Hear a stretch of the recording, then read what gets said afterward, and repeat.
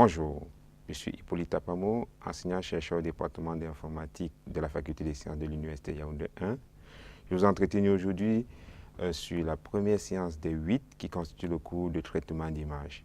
Cette séance porte sur l'introduction au traitement d'images qui va nous permettre de comprendre ce que c'est qu'une image. Comme plan de ce cours, nous allons avoir une introduction générale, la définition de ce que c'est qu'une image avec des exemples à l'appui, des types d'images, les formats d'images et la façon avec laquelle on fait de l'acquisition des images. Qu'est-ce qu'une image donc? Une image, comme vous pouvez voir sur cette portion d'écran, est une réalité 2D qui est vue pour un homme comme étant quelque chose pour lequel on a une explication, mais pour l'ordinateur, c'est juste une matrice de points, comme on peut le voir dans cette portion d'écran. Une image est codée à niveau de grille. Les niveaux de grille peuvent être représentés avec 8 bits, avec 16 bits, avec 32 bits ou un peu plus. Et quand on est à 8 bits, on a le bit A0 qui représente la couleur noire et le bit A255 qui représente la couleur blanche.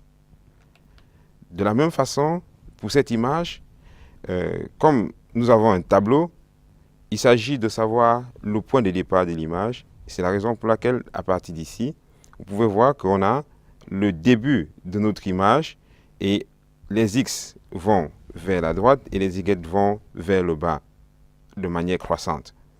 Donc, on a donc cette image qui est représentée par cette matrice de points. Une image est avant tout un signal 2D en X et Y qui représente une réalité 3D qui est X, Y, Z, c'est-à-dire la réalité dans laquelle nous vivons. D'un point de vue mathématique, une image c'est juste une matrice de points qui représente un signal, alors que d'un point de vue humain, n'est-ce pas, c'est tout simplement un ensemble d'informations ayant des sémantiques différentes selon les gens qui l'interprètent. Donc, on va l'interpréter pour l'humain au-delà du contenu numérique qu'il a. Pour l'ordinateur, on a plusieurs outils qui vont nous permettre de faire de la manipulation puisqu'on peut représenter cette image-là dans une matrice. Il existe plusieurs types d'images, les images artificielles et les images naturelles. Pour les images naturelles, on a plusieurs moyens pour faire leur acquisition. Les caméras, les microscopes, la tomographie, l'infrarouge, les satellites, ainsi de suite, et qui vont donner différents types d'images dites images naturelles. À côté des images naturelles, on a des images artificielles qui sont généralement des outils de représentation. Il existe plusieurs outils de représentation et qui vont nous permettre de faire de la synthèse d'images telles qu'on voit souvent dans les dessins animés. On a la réalité virtuelle, la réalité augmentée, les visualisations scientifiques. Dans ce qu'on peut voir dans cette diapositive, on a une image naturelle dans cette zone qui représente une scène dans une ville. Tout à côté, on a toute une autre image qui peut paraître une image naturelle, mais dès qu'on voit que dans cette image, même si elle a l'air d'être naturelle, on voit un dinosaure et que nous savons bien que au moment des dinosaures, il n'y avait pas de caméra, on peut directement savoir que c'est une synthèse d'image qui a produit ce dinosaure. À côté, on a une représentation scientifique qui représente aussi une image. Ça nous permet de comprendre que directement, il y a des images artificielles qui sont reconnues seulement avec des informations a priori qu'on a sur cette image. Sinon, on ne peut pas, dans certaines situations, déceler si une image est naturelle ou si une image est artificielle. À côté des images naturelles et artificielles, on a, selon la couleur, 3 types d'images. On a les images à niveau de gris, on a les images en noir et blanc et on a les images en couleur. La caractéristique de chacune, c'est quoi? C'est que dans les images à niveau de gris, chaque point de l'image, si notre image c'est une image I, chaque point est représenté par sa position en X, sa position en Y et la couleur qu'elle porte. Et cette couleur-là, si on a fait une représentation sur 8 bits, va aller de 0 à 255, qui fait 256 représentations possibles à cause du fait qu'on ait codé chaque point sur 8 bits. De l'autre côté, on a une image binaire. Une image binaire veut simplement dire que on a une image dans laquelle on a juste deux couleurs. Ici, on va le prendre par convention 0 et 1. Dans certaines situations, on prendra 0 et 255. Et quand on a 0 et 1, ça veut dire que chaque pixel de position XY nous prendra soit la valeur 0, soit la valeur 1. On parle donc des images binaires. Et la troisième catégorie, c'est une image en couleur qui ne va plus être représentée par une simple matrice de dimension 2, mais il y aura une troisième dimension parce que chaque couleur sera codée dans un vecteur qui va représenter les trois couleurs de base, la couleur rouge, la couleur verte et la couleur bleue. Donc le rouge, vert, bleu.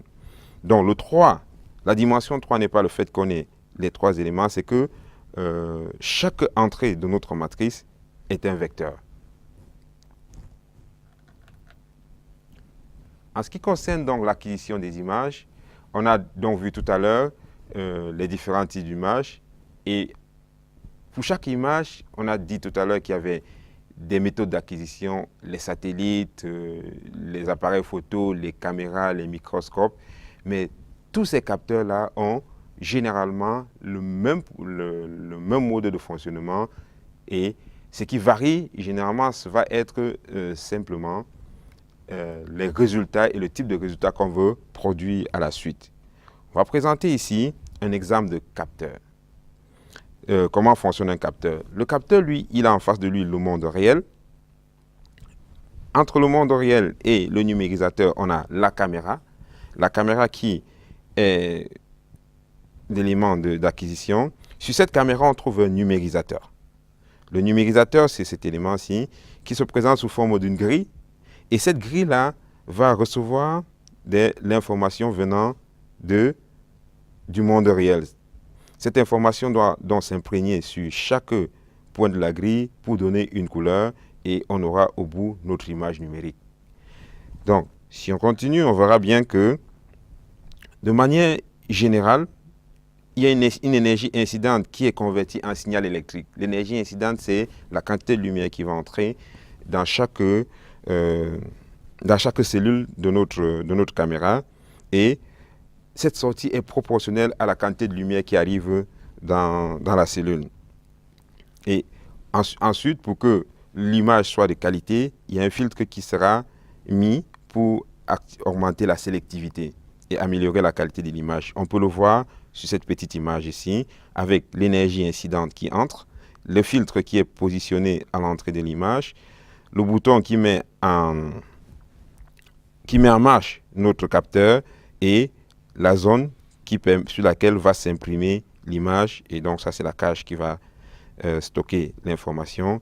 Et tout en bas, n'est-ce pas, le voltage qui est imprimé à ce niveau-là. Les valeurs allaient de 0 à 255. Donc selon le voltage, on sera soit 0, soit plus la lumière est grande, plus on aura une valeur élevée. C'est la raison pour laquelle on a dit qu'en absence de lumière, la couleur était à 0. Et quand on avait la plus grande lumière, la couleur était à 255 qui représentait la valeur maximale quand on est codé sur 8 bits. Donc ici, on va voir là la grille d'un capteur. Cette grille de capteur, c'est une matrice 2D avec un exemple tout à côté d'un capteur de Kodak, dans le KAF 1600 de Kodak, qui est donc un exemple de capteur qu'on utilise généralement dans les appareils photo.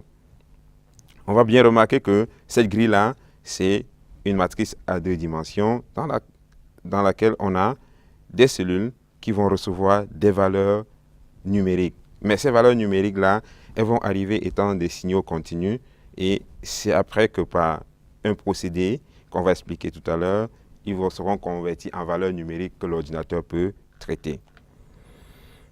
Donc, en termes de capteurs, on a les caméras numériques avec leur capteur CCD, Charge Coupled Devices, et les systèmes d'acquisition 2D sont ceux qui sont les plus utilisés. Donc ça veut dire qu'on a d'autres systèmes d'acquisition comme les systèmes d'acquisition 3D qui existent. Et la réponse qu'on obtient sur la grille du capteur est proportionnelle à l'intégrale de l'énergie lumineuse qui atteint chaque élément de notre capteur. Pour la couleur, il existe 3 capteurs par pixel réagissant à la longueur d'onde différente, c'est-à-dire le vert, le rouge et le bleu. Ça marche comment? C'est parce que l'œil humain est composé de 3 cônes. Un cône qui sait reconnaître le rouge, un cône qui reconnaît le vert et un cône qui reconnaît le bleu. Et le cerveau va composer pour avoir les couleurs qu'on voit de manière générale. Donc, ça fait directement que sur ça, l'image numérique sera quoi? Sera un ensemble de valeurs f de x, y par exemple, si f c'est notre image, qui sont les réponses impulsionnelles, n'est-ce pas, du capteur au phénomène qu'on a observé. Chaque valeur correspond à un voltage continu qui doit être converti en valeur numérique, d'où la notion de convertisseur analogique numérique, pour avoir des valeurs qui doivent être traitées par un ordinateur. Et pour faire cette numérisation, le processus de numérisation est composé de 2 parties. Donc, une partie qu'on appelle échantillonnage, une partie qu'on appelle quantification. L'échantillonnage, lui, l'échantillonnage va nous permettre tout simplement de découper notre espace en de petites cellules, alors que la quantification va nous permettre d'affecter à chacune de ces cellules la quantité de lumière qui entre dans la cellule en question. Donc ici, on a des exemples qui nous permettent de voir cela. Dans cet exemple, on met un trait qui correspond à une ligne de notre image et de ce côté, on arrive à voir, n'est-ce pas, la variation des niveaux de quantité de lumière qui sont entrés dans notre capteur. De la même façon ici, on fait la même représentation, mais au niveau de la quantification pour montrer comment on peut réarranger nos voltages qui entrent dans la cellule. L'échantillonnage est limité par la capacité du capteur, donc c'est-à-dire la capacité à découper en de plus petits éléments, n'est-ce pas, l'espace dans lequel on se trouve, tandis que la quantification, c'est limité au nombre de pixels qu'on peut dédier au codage des couleurs qu'on va avoir en sortie de notre image. Donc on a ces 2 exemples qui nous présentent d'un côté l'échantillonnage, de l'autre côté la quantification. On va voir un exemple qui nous montre exactement comment cela marche. Dans cet exemple-ci, on a une image réelle qui est dessinée là et la grille de notre capteur. Sur cette grille de notre capteur, on va essayer de ne représenter que, tel qu'on l'a dit, une couleur par pixel. Et dès qu'on représente une couleur par pixel, on voit directement ce qui peut se passer quand notre grille, n'est-ce pas, quand notre capteur n'est pas fin. On voit que l'image est grossière. C'est à peu près comme ce qu'on fait quand vous avez un appareil photo à 5 mégapixels et une autre personne a un appareil photo à 20 mégapixels. C'est le découpage de l'espace, qui est plus fin quand on est à 20 mégapixels et moins fin quand on est à 5 mégapixels. C'est pourquoi à 20 mégapixels, on aura une meilleure image. Mais là aussi, il faut penser au compromis entre la taille qu'on va avoir en sortie de l'image et le résultat qu'on aura. Donc le procédé est comme celui-ci. On a l'image réelle, il y a l'échantillonnage qui découpe l'espace en de petits carreaux et la quantification qui affecte à ces petits carreaux-là des valeurs numériques. Donc on part de là, image naturelle, échantillonnage, découpage en des carreaux et la quantification nous fait le codage de chaque voltage, n'est-ce pas, en valeur numérique dans le tableau final. Maintenant, une image, donc, au bout de ça, une image doit être représentée par une matrice de dimension m fois n. Et chaque valeur, chaque pixel a une valeur qui va se trouver dans un intervalle L min et L max. Et L étant la longueur de l'intervalle sur lequel on va travailler. Et il y a une relation entre le nombre de bits qu'on va utiliser et cette longueur d'intervalle qui est tout simplement, si on a k bits, la longueur de l'intervalle sera 2 à la puissance k, tout simplement. Donc, le nombre de bits qu'on va avoir pour une image est donc tout simplement m, qui est la largeur de l'image, n, qui est la hauteur de l'image, et k, qui est le nombre de pixels, le nombre de bits qu'on utilise pour chaque pixel de notre image. Dès qu'on dit cela, qu'on a parlé de le découpage de l'espace, c'est-à-dire la quantification et ensuite l'échantillonnage, on voit directement 2 autres notions qui apparaissent, la notion de résolution, la résolution spatiale et la résolution tonale. La résolution spatiale va représenter le plus petit détail discernable dans une image, c'est-à-dire que plus notre espace est découpé en de petits carreaux, mieux on a une résolution spatiale. De la même façon que quand on va parler de la résolution tonale, c'est le nombre de tons de gris qu'on peut voir, c'est-à-dire le plus petit changement de couleur discernable dans notre image. Et ça devient important. Et en guise d'exemple, j'ai pris tout à l'heure déjà les images à 20 mégapixels, les images à 5 mégapixels. À 20 mégapixels, l'espace est découpé en plus petit, donc on a une meilleure résolution, c'est plus dense, alors qu'à 5 mégapixels, on a plus petit. Si on va dans les images de télédétection, par exemple, on va vous dire que la résolution de cette image, c'est 1 mètre. Ça veut tout simplement dire que 1 mètre, chaque pixel représente sur le sol 1 mètre carré. C'est-à-dire 1 mètre en longueur et 1 mètre en largeur. C'est ce qui représente la réalité qu'on a sur le terrain. Pour terminer cette partie sur la résolution de l'image, on présente ici deux situations pour montrer vraiment qu'il y a un problème de compromis entre la résolution spatiale et la résolution tonale. Il faut que les deux soient de bonne qualité pour que notre image soit bien. Dans la première image ici, on a une image qui a 256 x 256 avec une très bonne résolution spatiale donc et une résolution tonale qui est bien. Dans cette première partie-ci, nous ne changeons pas de résolution spatiale tonale, on change simplement la résolution tonale. On va dans l'image qui suit, 128 x 128. Dans cette image 128 x 128, on commence à percevoir que ce n'est plus très... on n'a plus la même qualité qu'on a. On descend à 64 x 64, on commence à sentir des petits carreaux sur l'image. Et quand on va dans 32 x 32, les carreaux sont encore plus accentués. On commence à voir des choses pixelisées, comme quand à la télévision, on veut masquer quelqu'un qui fait un témoignage et qui ne veut pas être reconnu. De l'autre côté, sur la résolution tonale, on va essayer de garder la résolution spatiale qui est bonne, mais on va coder notre image, notre première image sur 6 bits, on a une bonne résolution. Sur 4 bits, encore là, ça ne se sent pas, mais quand on descend sur 3 bits, on commence à sentir des parties qui sont uniformes et des parties uniformes. À 2 bits, ça veut dire qu'on n'a plus que 4 couleurs. On voit déjà des zones qui ne sont pas bien représentées. Et à un seul bit, on n'a que 2 couleurs qui correspondent à une image binaire 0 ou blanc. On voit une image exactement 0 ou blanc et on perd certains éléments de notre image en termes de qualité. Donc ça nous permet de voir donc, ce que c'est qu'une image. Maintenant, pour ces images, on a plusieurs formats de fichiers pour les représenter. Parce qu'à la fin, il faut bien qu'on puisse stocker ces images-là quelque part sous une certaine forme. Il existe donc plusieurs formats de fichiers pour sauvegarder les images. Les formats comme les formats TIFF, les formats GIF, les formats JPEG et PNG qui sont très reconnus dans le domaine de l'Internet.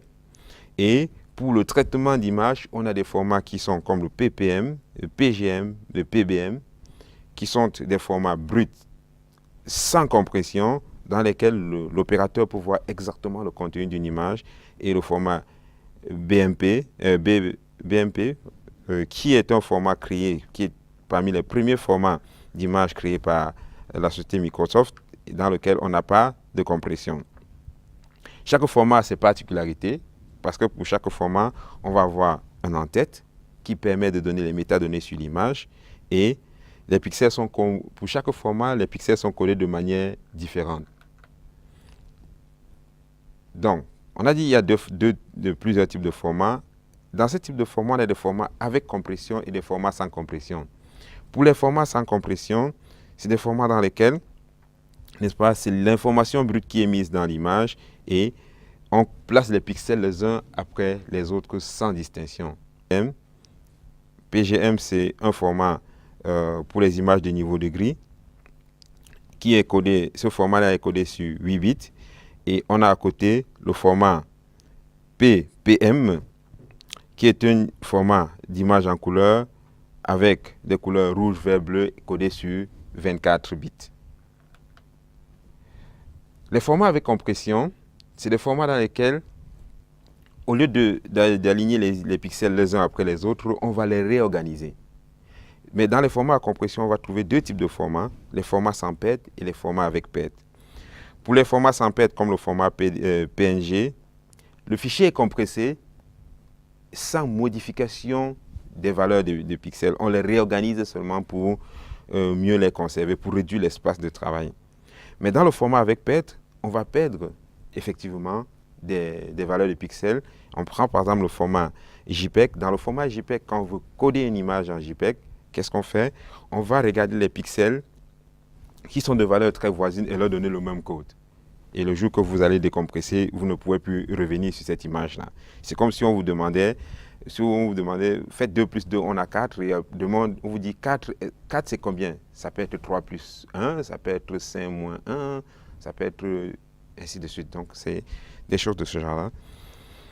Et JPEG est un format qui est très très bien pour visualiser les images, comme on l'utilise beaucoup sur l'Internet, mais en traitement d'image, il est absolument déconseillé pour la sauvegarde des résultats, n'est-ce pas, d'un traitement. Et pour finir, donc, on a les autres formats d'images qui sont les formats BMP, les formats GIFT, et il y a aussi beaucoup d'autres formats qu'on va utiliser. Et l'un des formats les plus connus aujourd'hui, qu'on utilise généralement dans les traitements d'images, c'est un format qu'on appelle le format TIFF, qui peut fonctionner avec ou sans compression. Donc, il prend tout avec ou sans compression. Donc, c'est le format par défaut pour stocker des images qui vont être retraitées après coup. Nous avons présenté ce que c'est qu'une image. Et dans cette présentation, nous avons vu comment on fait l'acquisition d'images, ce que c'était qu'une image. On est revenu sur des notions qui sont bien connues comme les notions de matrices dans lesquelles on stocke nos images, et aussi les formats dans lesquels on va stocker les images. On a vu que les images pouvaient être compressées ou non compressées, et dans les images compressées, on avait des compressions avec perte et des compressions sans perte. Merci et au prochain cours.